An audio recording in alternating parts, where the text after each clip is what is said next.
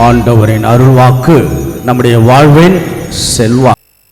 இறையேசுவில் பிரியமுள்ள பாசத்திற்குரிய இறை மக்களே, மீண்டும் ஒரு நாள், ஒரு புதிய நாளை புதிய உத்வேகத்தோடு நாம் திருப்பலியிலிருந்து நாம் தொடங்குகின்றோம். நிச்சயமாக திருப்பலியில் பங்கெடுக்கின்ற நமக்கும் வர இயலாத சூழலில் இருப்பவர்களுக்கும் நிறைய வித்தியாசத்தை நாமே அறியாமலேயே உணர்த்த வேண்டும். காரணம், திருப்பலி என்கிற மாபெரும் வாஞ்சை மேல் வாஞ்சையாக, ஆசை மேல் ஆசையாக கடவுளை நோக்கி வந்து இதிலிருந்து பெறக்கூடிய ஆற்றலை பிறரோடு பகிர்ந்து கொள்ளக்கூடிய ஒரு அற்புதமான ஒரு நேரமும் பொழுதும் தருணம் தான் ஆண்டவருடைய இந்த கல்வாரி பலி. இதில் கடவுளுடைய வார்த்தை தினசரி ஆண்டவர் நம்மோடு கொடுக்கின்ற, பேசுகின்ற, வாழ்ந்து காட்ட நம்மை அழைப்பை கொடுப்பது மிகப்பெரிய சவாலும் கூட சில நேரங்களில். அதனால தான் எபிரேயர் எழுதிய திருமுகம் 4ஆம் அதிகாரம் இறைவார்த்தை 12 சொல்லும், இறைவார்த்தை இருபக்கமும் வெட்டக்கூடிய கூர்மையானது இல்லையா, ஒரு வீரியம் மிக்கது கடவுளுடைய வார்த்தை. இன்றைக்கு கூட வாசிக்கப்பட்ட வார்த்தையெல்லாம் கேட்கின்ற போது அது மிகப்பெரிய ஒரு குத்தி ஊடுருவது போல நாம் எங்கே இருக்கிறோம், என்ன செய்து கொண்டு இருக்கின்றோம் என்ற கேள்விக்கு உட்படுத்துவது போல இருக்கிறது. அன்புக்குரியவர்களே, அது ஒரு சின்ன பையன், அந்த பையன் தன்னுடைய மொட்டை மாடியில் ஒரு மின் கம்பி அப்படி போயிட்டுருக்கு.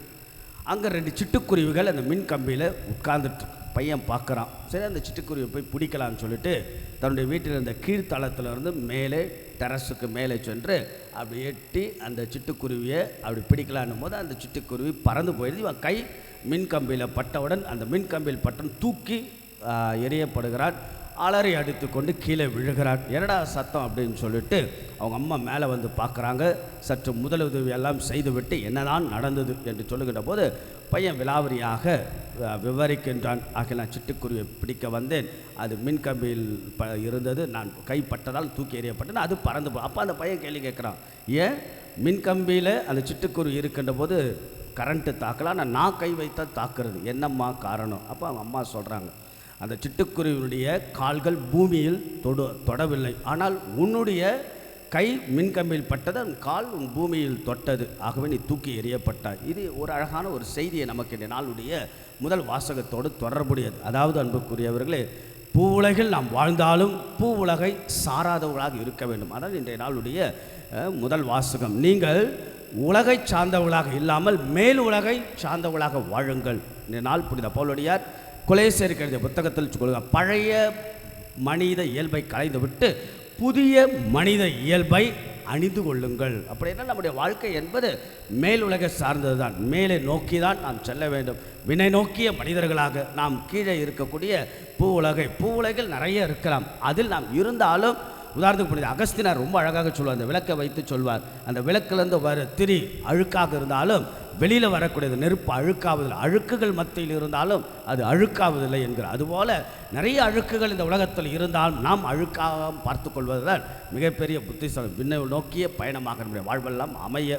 இந்த நாளுடைய அற்புதமான நற்செய்தியும், ஏழைகள் நீங்கள் பேறு பெற்றவர்கள், ஆண்டவருடைய இந்த மலைப்பொழிவினுடைய அந்த அற்புதமான வார்த்தை.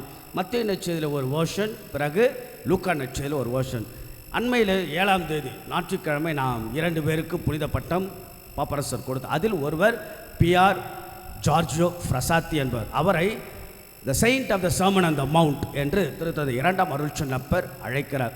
மலைப்பொழிவின் புனிதர் என்றும் 1901ஆம் ஆண்டு பிறந்து 1925ஆம் ஆண்டு இறந்தவர் தான். அண்மையில் புனித பட்டம் வழங்கிய 24 வயது. காரணம், இந்த மலைப்பொழிவை அவர் வாழ்ந்து காட்டியிருக்கிறார். 24 வயதுக்குள்ளாகவே தன்னுடைய ஜப வாழ்வும் சரி, தன்னுடைய ஏழை மேல் வைக்கின்ற அந்த சர்வீஸ் சேவையும் சரி. நாம் கூட ஒரு விஷயம், ஒரு ஏழைகளை நீங்கள் பேறு பெற, கடவுள் மேல் நம்பிக்கை உடையோர் பேறு பெற்றவர்களாக, ஆக இப்படியாக இறைவன் மேல் நம்பிக்கை உடைய மனிதர்களாக, மக்களாக வாழ மலைப்பொழிவின் நெறிமுறைகளை வாழ்ந்து காட்டக்கூடிய சவால்களை உள்ள வாங்கி மேல் உலகை சார்ந்து இயேசுவை நோக்கிய பயணமாக நம்முடைய வாழ்வின் பயணம் அமைய தொடர்ந்து திருப்பலில் ஜெபிப்போம். கடவுள் ஒவ்வொருவரையும் நிறைவாய் ஆசீர்வதிப்பாராக.